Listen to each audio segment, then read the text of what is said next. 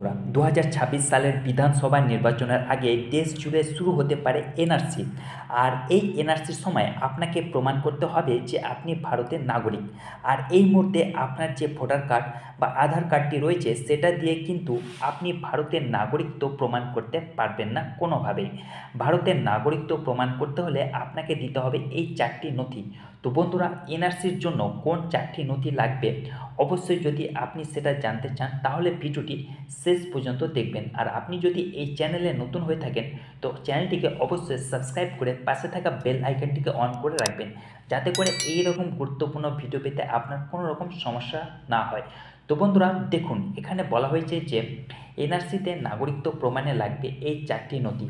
সেক্ষেত্রে আধার কার্ড বা আপনার যে ভোটার কার্ড রয়েছে সেটা কিন্তু যথেষ্ট নয়।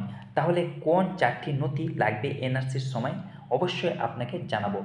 দেখুন, নির্বাচন কমিশন সূত্রে যেটা জানা গিয়েছে যে এখন 4টি নথির কথা বলা হয়েছে একজন ভারতীয় নাগরিক হিসেবে পরিচিত হতে হলে আপনাকে প্রয়োজন হবে এই 4টি নথি। প্রথমত আপনার কি লাগবে, 1 নম্বর হচ্ছে জন্ম শংসাপত্র, অর্থাৎ আপনার বার্থ সার্টিফিকেট। এবং এখানে দেখুন বার্থ সার্টিফিকেট সম্পর্কে কি বলা হয়েছে, এই নথি যদি যথাযথভাবে সঠিক সময়ে রেজিস্ট্রেশন করা থাকে এবং তাতে ভারতের মাটিতে জন্মের উল্লেখ থাকে তবে তা নাগরিকদের প্রমাণপত্র বা প্রমাণ হিসাবে বিবেচিত হবে। তো বন্ধুরা অবশ্যই আপনার যদি বার্থ সার্টিফিকেট থেকে থাকে এবং সেখানে আপনার লেখা থাকবে যে আপনি ভারতের মাটিতে জন্মগ্রহণ করেছেন, তাহলে সেটা কিন্তু আপনার বৈধ প্রমাণপত্র হিসেবে গ্রহণ করা হবে এনআরসির সময়।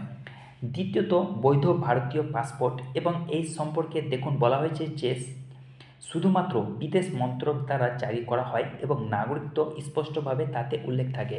অর্থাৎ আপনার যদি পাসপোর্ট থেকে থাকে তাহলে সেই পাসপোর্টে স্পষ্টভাবে উল্লেখ করা থাকে যে আপনি ভারতের নাগরিক। অর্থাৎ এনআরসির সময় দ্বিতীয় যে প্রমাণপত্র সেটা পাসপোর্ট আপনি দেখাতে পারেন। 3 নম্বর এখানে দেখুন বলা হয়েছে তৃতীয়ত জাতীয় শংসাপত্র। সেক্ষেত্রে কি বলছে, রাজ্য সরকার বা জেলা প্রশাসনের তরফে নির্দিষ্ট যাচাইয়ের পর এই সার্টিফিকেট প্রদান করা হয়। অর্থাৎ জাতীয় শংসাপত্র সেটা কিন্তু রাজ্য সরকার কর্তৃক বা জেলা ডিএম অফিস থেকে এটা দেয়া হয়ে থাকে এবং সেখানেও কিন্তু নাগরিকদের কথা সেটা উল্লেখ থাকে। এবং 4 নম্বর যেটা হচ্ছে সেটা হচ্ছে রেজিস্ট্রেশন সার্টিফিকেট। এটা কিনা 1955 সালে নাগরিকত্ব আইনের আওতায় এই নথি মূলত সেই সব বিদেশি নাগরিকদের প্রমাণ করা হয় যারা ভারতের নাগরিকত্ব গ্রহণ করেছেন। অর্থাৎ এই যে নাগরিকত্ব সার্টিফিকেট বা রেজিস্ট্রেশন সার্টিফিকেট এটাও যদি আপনার থাকে সেক্ষেত্রে এনআরসির সময় আপনি নাগরিকত্ব প্রমাণ করতে পারবেন এই সার্টিফিকেট দিয়ে। তো বন্ধুরা এখানে দেখুন 4টি সার্টিফিকেটের কথা বলা হলো। অবশ্যই আপনার জন্ম সার্টিফিকেট আপনার লাগবে। যদি জন্ম সার্টিফিকেট না থেকে থাকে আপনি এখন থেকে সেটা বানিয়ে নিতে পারেন। 2 নম্বর হচ্ছে আপনার পাসপোর্ট। আপনার যদি পাসপোর্ট থেকে থাকে কোনো চিন্তা নেই, যদি পাসপোর্ট না থেকে থাকে অবশ্যই আপনারা একটা পাসপোর্ট বানিয়ে নেবেন। 3 নম্বর যেটা হচ্ছে জাতীয় শংসাপত্র, এটাও কিন্তু রাজ্য সরকার বা ডিএম অফিস থেকে দেওয়া হয়ে থাকে। এই বিষয়ে কিন্তু আপনার খোঁজখবর নিতে পারেন। চতুর্থ অর্থাৎ 4 নম্বর হচ্ছে নাগরিকত্ব বা রেজিস্ট্রেশন সার্টিফিকেট। এটাও যদি আপনি থাকেন আপনার তাহলে কিন্তু আপনি নাগরিকত্ব প্রমাণ করতে পারবেন খুবই সহজে। তো বন্ধুরা অবশ্যই এনআরসির সময় এই 4টি নথি আপনার লাগবে। অবশ্যই এই 4টি নথি যদি থাকে আপনার কোনো চিন্তা নেই, আপনি কিন্তু ভারতের নাগরিক।